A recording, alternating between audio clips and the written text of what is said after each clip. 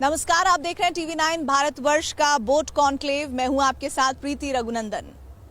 संतों की नगरी में मौजूद है। ऋषि मुनियों की परंपराओं का निर्वहन किस तरह से हो रहा है इस नगरी में, आज साक्षात ये अवसर मिला है कि हम यहाँ पर उस बात को न सिर्फ देख रहे हैं बल्कि महसूस भी कर रहे हैं।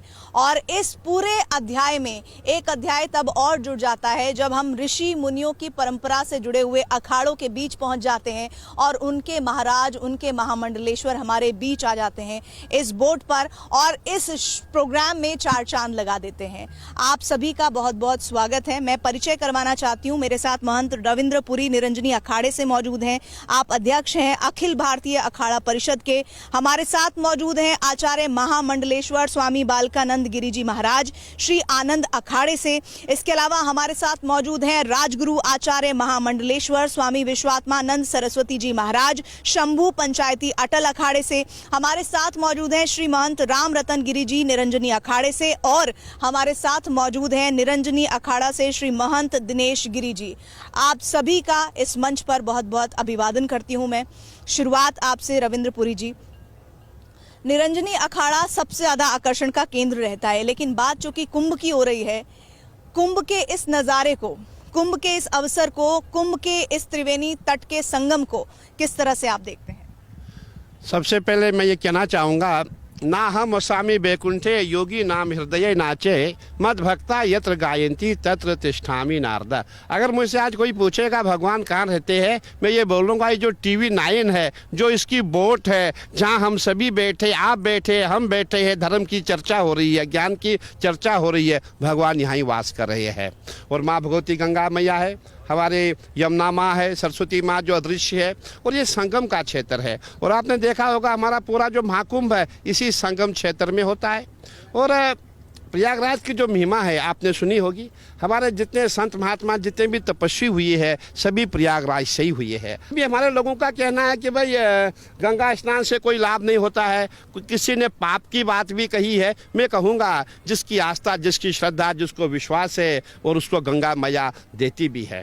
मैं थोड़ी सी एक बात आपको बताना चाहता हूँ। आज से 25 साल पूर्व मेरी गुरुजी से लड़ाई हो गई। मैं गुरुजी को छोड़ के गंगा किनारे गया और मेरे पास 1 रुपया भी नहीं था।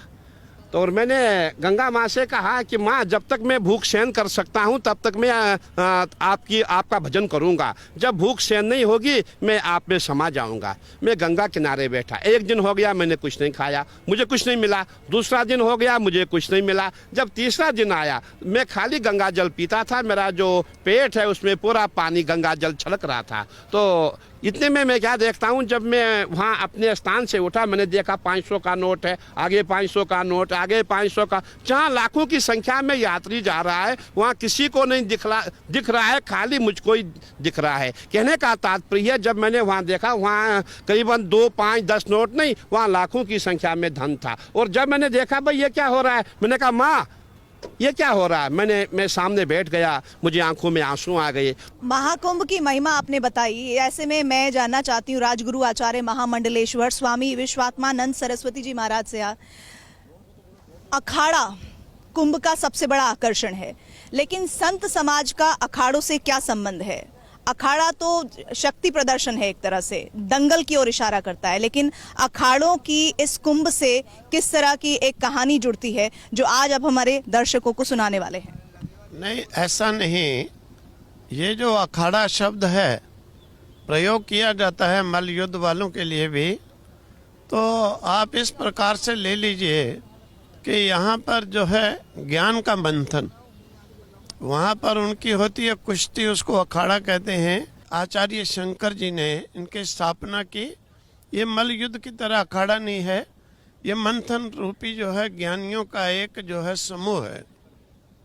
इसीलिए एक पारिभाषिक शब्द अखाड़ा इससे संज्ञा दी जाती है।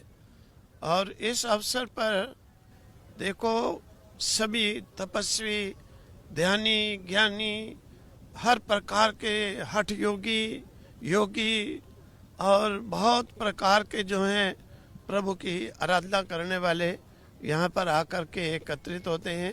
अब मैं रुक करने जा रही हूँ श्री महंत राम रतन गिरी जी जो निरंजनी अखाड़े से हैं, उनके साथ अब मैं जुड़ने जा रही हूँ। महाराज जी, मेरा आपसे प्रश्न यही है कि हमने बात की कुंभ के बारे में, हमने बात की शाही स्नान के बारे में, हमने बात की कि किस तरह से कुंभ राजा और महात्मा के बीच एक कड़ी का काम करता है। और राजा मतलब जिसके पास ऐशो आराम है वो नहीं, जिसके पास ज्ञान है वो आज की तारीख में राजा है।